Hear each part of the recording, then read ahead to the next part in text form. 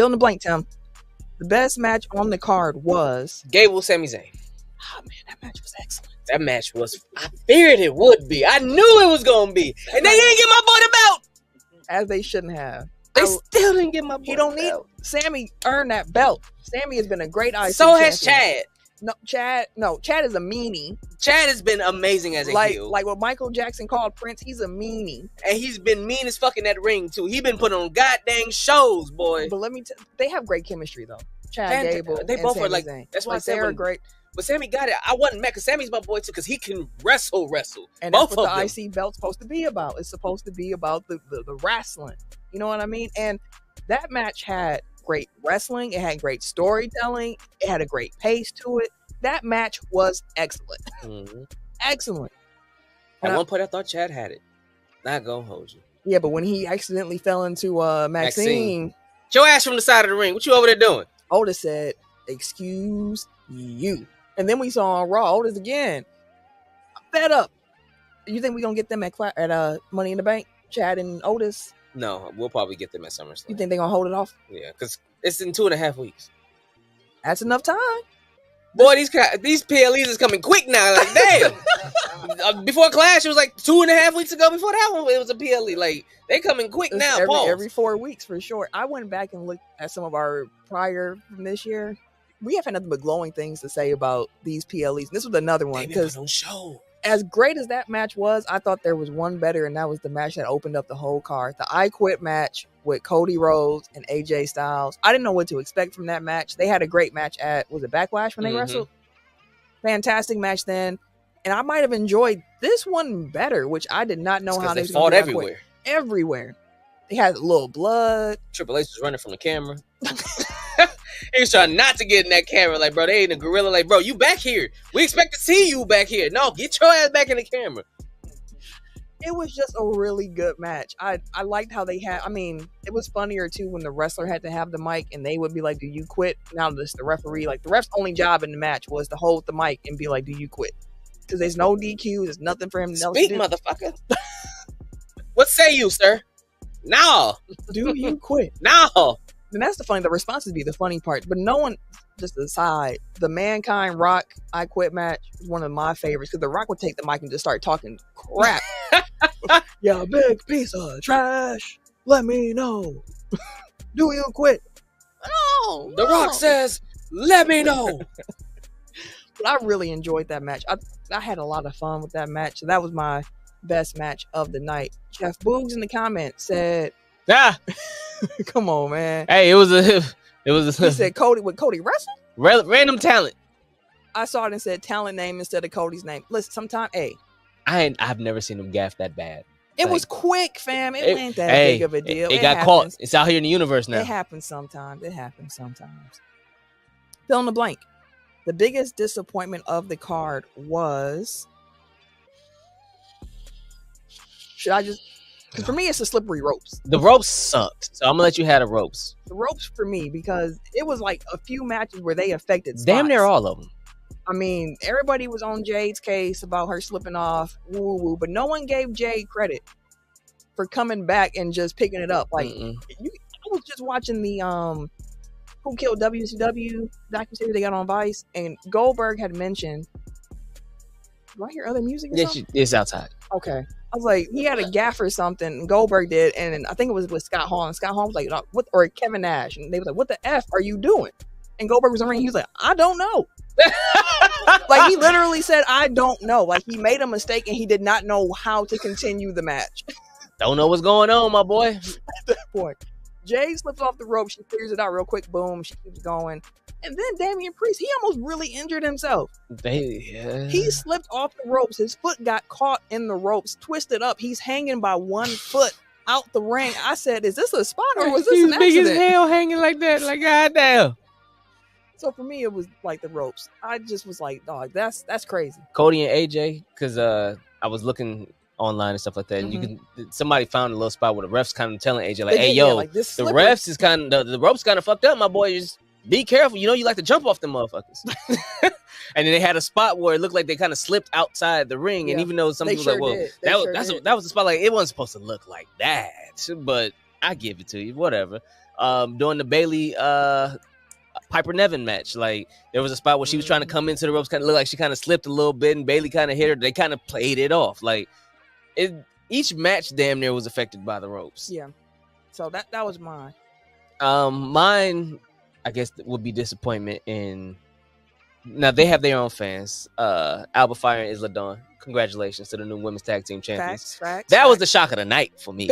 I sat there with my mouth open like, oh, they really lost? Jade and Bianca lost for real? I came in watching the show on the Intercontinental title match. So immediately after the match, they're like, oh, welcome our new women's tag. I'm like, new? And they popped. I'm like, what the fuck happened? I'm like, now how did they? I wasn't expecting them to lose the belts. Me either. I thought they were gonna have them belts for a while so they could continue working together and Jay could keep kind of growing as a wrestler. And I seen how they won them, so it was like they held on to Bianca, who happened to be laying on top of Jade. So like it kept both of them down. Right. While of course Shayna or Zoe took the pin. Yeah. Even though the little back and forth between Jade and Shayna Baszler, where Jade tapped like twice, but again, that was seeing stuff was like, hey, no, she kicked the shit out of her, and so Shayna got up and like, nah, come take this shit real quick. She was like, hey, it's a little too tight. Right, you gonna let me go now? No. Hey, yo, a little too tight. But no, that was really my shock and my surprise, because I'm like, I really wasn't expecting them to lose the belts that fast. Not especially with like Bianca Star and with Jade's, the way that they were trying to build her. Like I thought that they were really going to let them kind of run things. But to be fair, after thinking about it, they've been given little promos and video packages for those for Isla Dawn and Alba Fire for a little bit. I think they lost the titles because one of them got hurt initially, but they were the tag team champ, the women's tag team champs for a minute.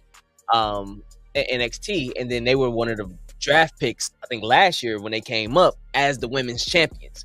So it's not like they weren't they're a good tag team together. I just didn't think they was gonna win. I didn't either. But I will say them winning, although it messed up my Drew McIntyre pick later on, I was right when I gave my prediction on what the Scottish wrestlers record. Oh, 1 and 4, 1 and 3. I said 1 and 2. It was gonna be 1 and 2, but I thought Drew was gonna be the one. It just didn't happen to be Drew, but I got that right at least. Hey.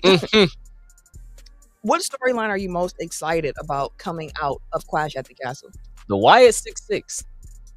Wyatt, man, they killed Chad Gable. That man had a bullet in his head on Raw. Dog, what is happening? Blood on the wall. Gunther was laid out. I was like, bro, y'all got Gunther too? The whole gorilla is laid out. Blood on wall. Motherfuckers sitting there with their legs crossing on top of speakers and shit, looking at you. I'm like, bro, what is this? I said, oh, y'all going Big Bunny in the back with a big ass hammer talking about help who? Help me, not you. Like, damn. Like, no, their debut was very interesting, but it's very on brand. Yep.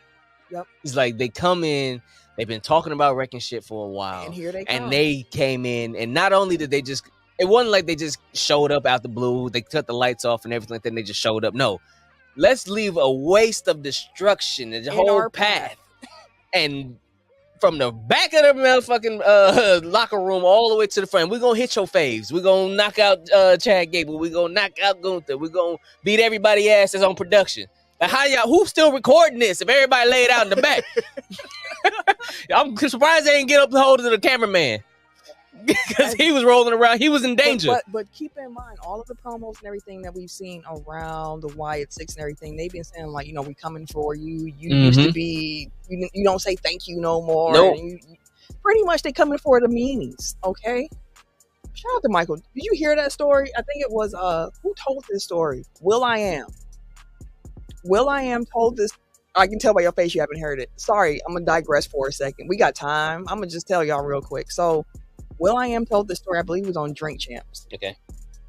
Where he said it was before Black Eyed Peas got super big, like right before they had their big hits, but they were on their way. Mm-hmm. And he was in Vegas doing the show with Prince. He was opening up for Prince or something like that. They was on their way, but I'm opening up for Prince. Michael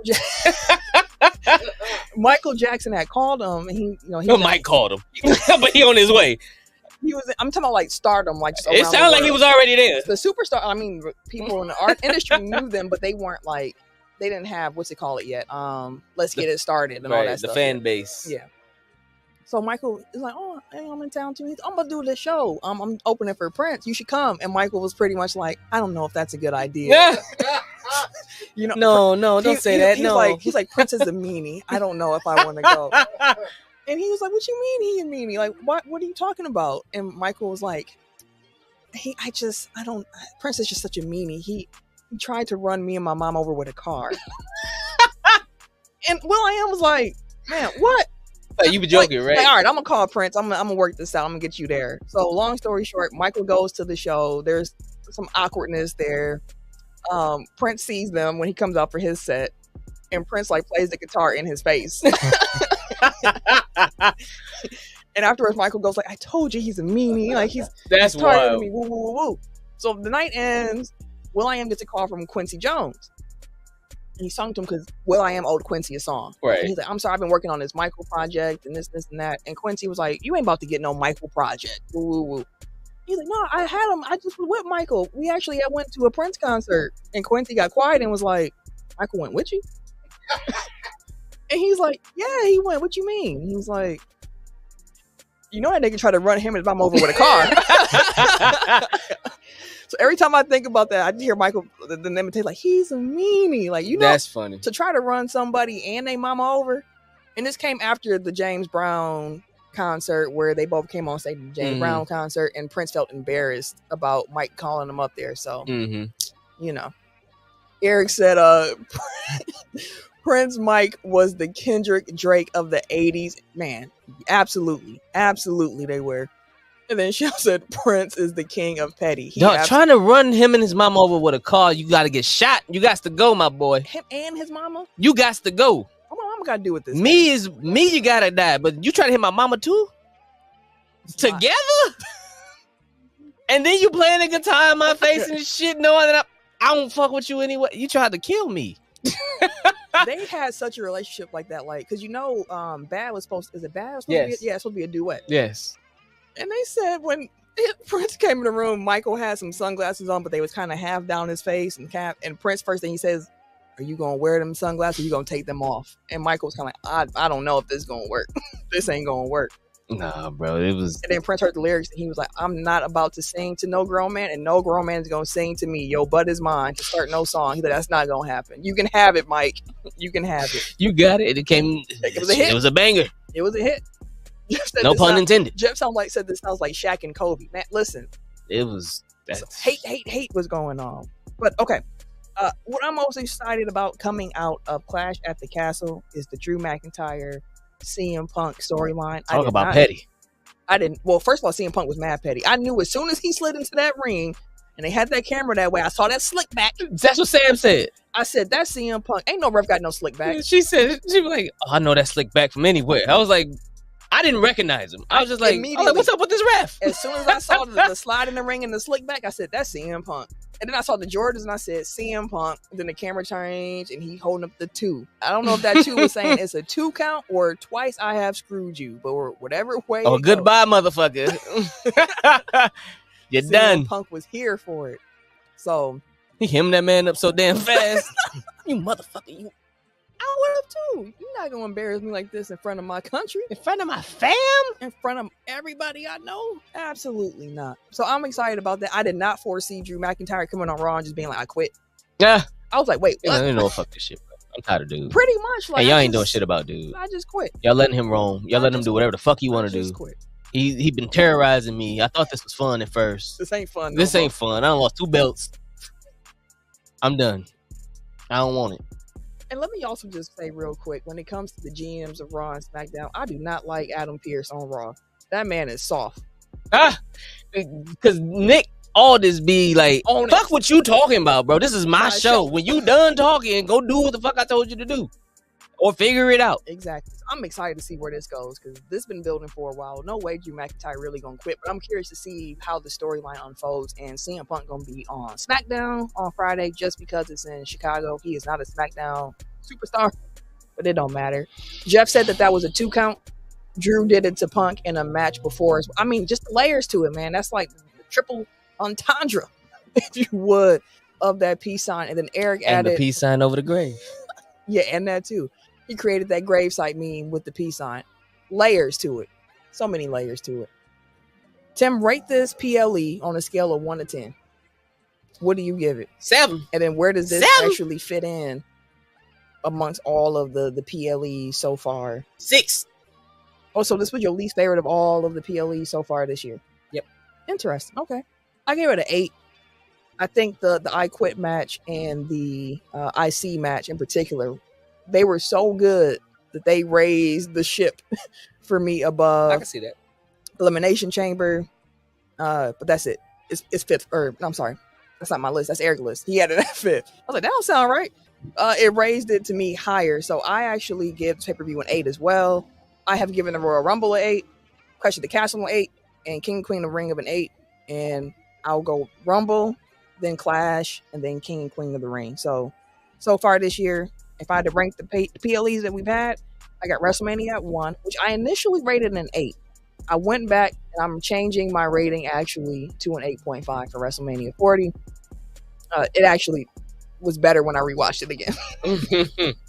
I got Royal Rumble at 8 with an 8, Clash of the Castle with an 8, King and Queen of the Ring with an 8, Backlash 7.5, and Elimination Chamber with a 7. Okay. A good weekend. Looking forward to Money in the Bank. Show them what you drink. For sure. Why they got like spy versus spy? Like it's like a spy. The theme? Yeah, like bro, why is he snatching the bank? That little man be running with the little briefcase. Right, like is he supposed to be a thief? I like it. I like it a lot. Bro, I got the Carmen Sandiego joint going on. Jeff added, I forgot that this was a 5-match PLE. They all been 5 matches with Triple H for the most part outside of Rumble and WrestleMania, because the Rumble was only 4 because the Rumble matches take so long. Mm-hmm. WrestleMania was just a smorgasbord of everybody of matches, 2 nights of it, and I think sponsored by everybody has been a 5-match card if I remember correctly. So that's what Triple H likes.